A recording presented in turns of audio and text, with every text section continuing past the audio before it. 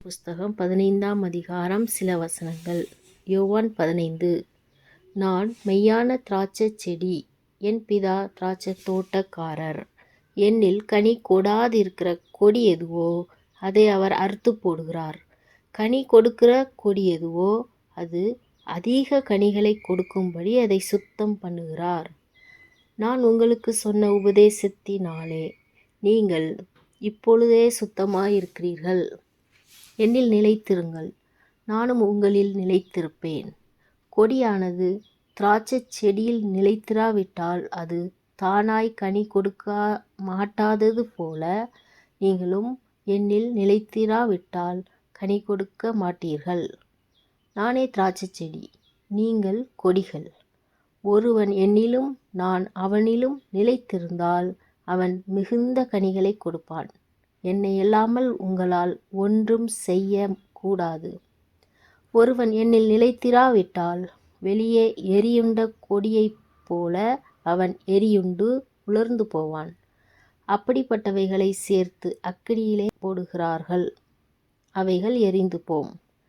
நீங்கள் என்னிலும் என் வார்த்தைகள் உங்களிலும் நிலைத்திருந்தால் நீங்கள் கேட்டு கொள்வதெதுவோ அது உங்களுக்கு செய்யப்படும். நீங்கள் மிகுந்த கனிகளை கொடுப்பதினால் என் பிதா மகிமைப்படுவார். எனக்கும் சீஷராயிருப்பீர்கள். என்னுடைய சந்தோஷம் உங்களில் நிலைத்திருக்கும்படிக்கும் உங்கள் சந்தோஷம் நிறைவாயிருக்கும்படிக்கும் இவைகளை உங்களுக்கு சொன்னேன்.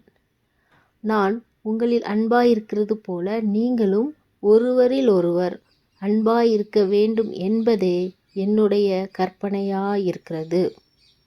ஒருவன் தன் சிநேகிதனுக்காக தன் ஜீவனை கொடுக்கிற அன்பிலும் அதிகமான அன்பு ஒருவரிடத்திலும் இல்லை. நான் உங்களுக்கு கற்பிக்கிற யாவையும் நீங்கள் செய்வீர்களானால் என் சிநேகிதராயிருப்பீர்கள். இனி நான் உங்களை ஊழியக்காரர் என்று சொல்லுகிறதில்லை. ஊழியக்காரன் தன் எஜமான் செய்கிறதை அறிய மாட்டான். நான் உங்களை சிநேகிதர் என்கிறேன். ஏனெனில் என் பிதாவிடத்தில் நான் கேள்விப்பட்ட எல்லாவற்றையும் உங்களுக்கு அறிவித்தேன். நீங்கள் என்னை தெரிந்து கொள்ளவில்லை, நான் உங்களை தெரிந்து கொண்டேன். உலகம் உங்களை பகைத்தால் அது உங்களை பகைக்கிறதற்கு முன்னே என்னை பகைத்ததென்று அறியுங்கள்.